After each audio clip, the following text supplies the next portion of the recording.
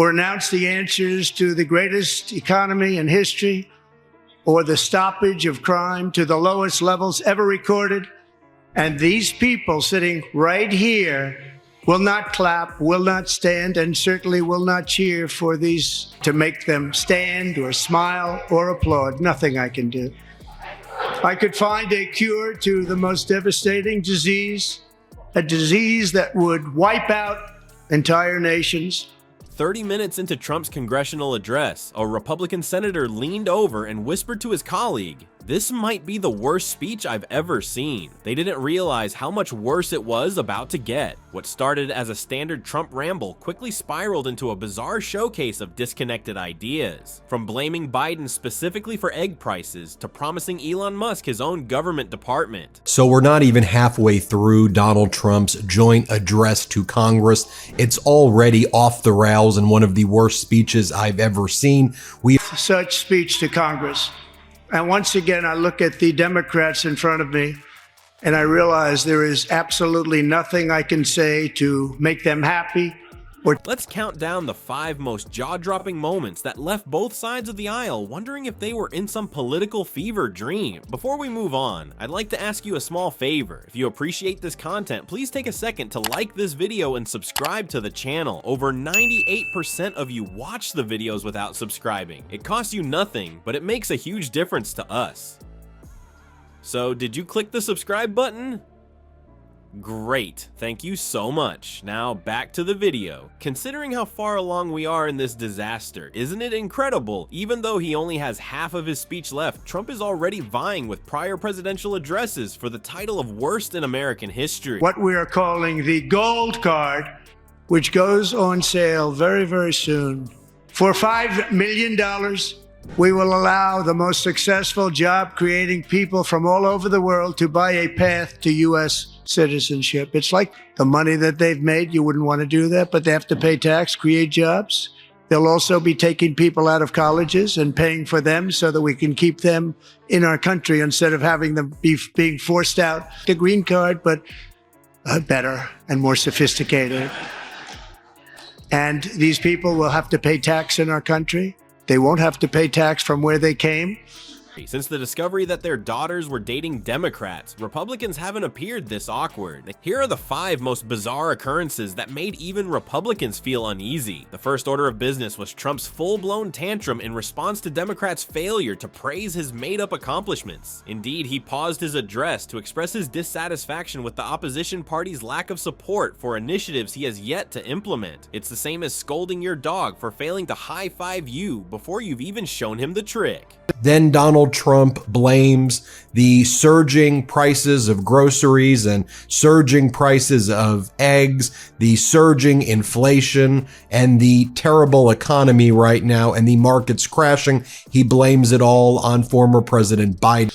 Number 1 at the top school, as an example, being forced out and not being allowed to stay and create tremendous numbers of jobs and great success for a company out there. So while we take out the criminals, killers, traffickers, the egg price is out of control.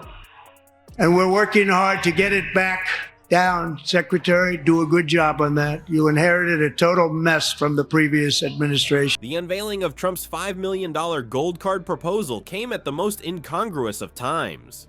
I care about regular Americans cannot be expressed more clearly than by selling citizenship to the highest bidder. This is more like a Trump luxury item than immigration reform. Would you like to become a citizen of the United States? How about $5 million?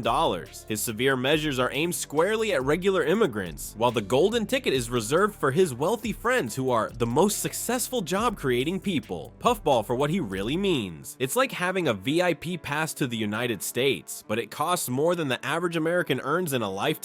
After that, there was the egg pricing incident, which made everyone laugh, but not in the way Trump had planned. Republicans were nodding along as if this made perfect sense, and he singled out Biden for costly eggs. Biden made your eggs expensive. In the African nation of Lesotho, which nobody has ever heard of. $60 million for indigenous peoples and Afro-Colombian empowerment. $8 million to promote LGBTQI+. in Central America, $60 million. $8 million for making mice transgender. This is real. Democrats moaned audibly as Trump roared.